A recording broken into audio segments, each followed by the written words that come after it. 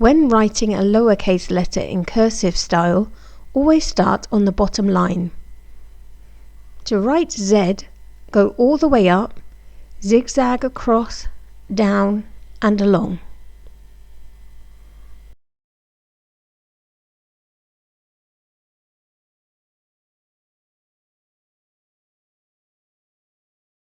Let's see how it looks in a word. Zap is written like this.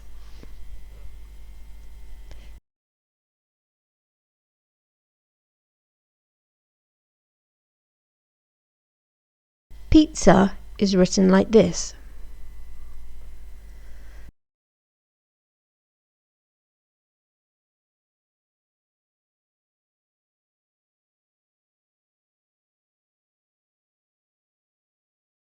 Capital letters always start at the top.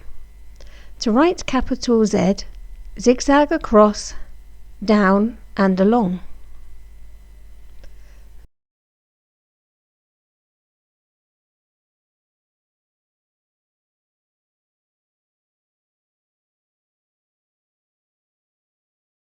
The word zap with a capital Z is written like this.